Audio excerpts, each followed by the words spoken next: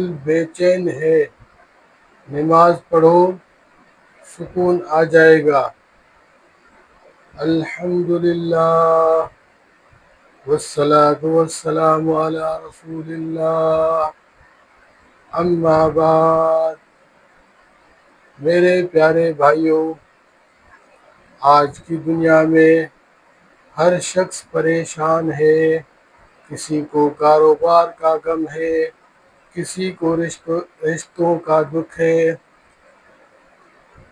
کسی کو صحت کی فکر ہے، کسی کو قرض کا بوجھ ہے۔ ہر زبان پر ایک ہی فریاد ہے، دل بے چین ہے، سکون نہیں ملتا۔ تو آئیں قرآن سے پوچھتے ہیں کہ سکون کہاں ہے۔ اللہ تعالیٰ فرماتا ہے، الا بذکر اللہ تطمئن القلوب، سورۃ الرعد آیت نمبر 28۔ ترجمہ: خبردار، دلوں کو سکون صرف اللہ کے ذکر میں ہے، اور ذکر کا سب سے اعلیٰ درجہ کیا ہے؟ وہ ہے نماز۔ نماز رب سے بات کرنے کا نام ہے۔ نماز اللہ کی بارگاہ میں حاضر ہونے کا وقت ہے۔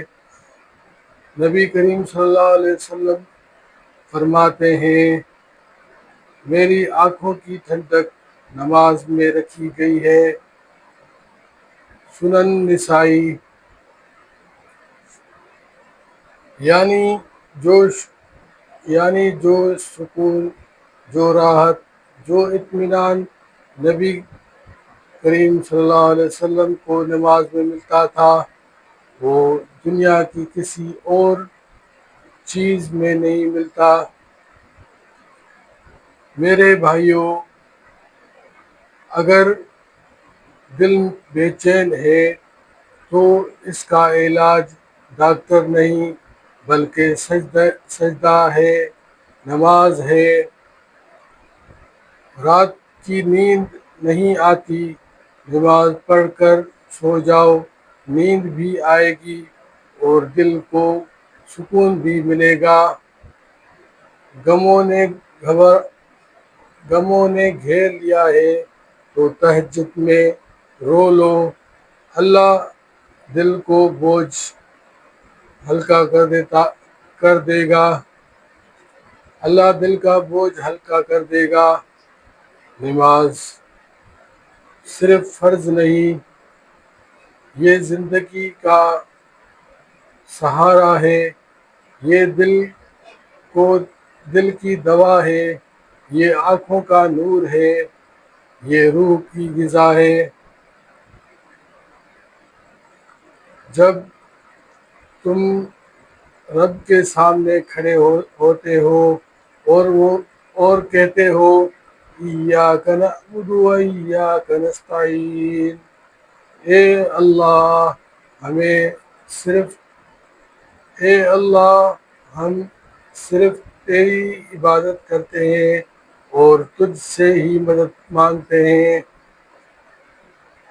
تو اس وقت رب تعالی خود فرماتے ہیں، میرے بندے نے مجھ سے مانگا اور میں نے اسے عطا کیا۔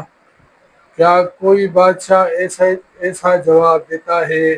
نہیں، صرف ہمارا رب ہے جو ہر سجدے پر، ہر دعا پر ہماری طرف متوجہ ہوتا ہے۔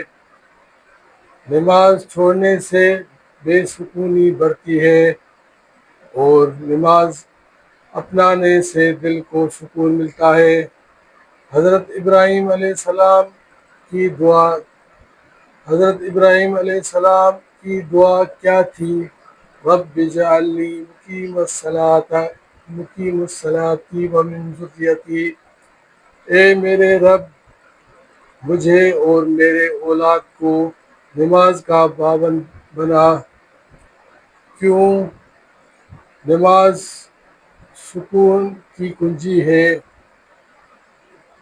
اگر زندگی میں سکون چاہتے ہیں، دل کا چین چاہتے ہو تو نماز مت چھوڑو، بلکہ نماز کو اپنی زندگی کا مرکز بنا لو۔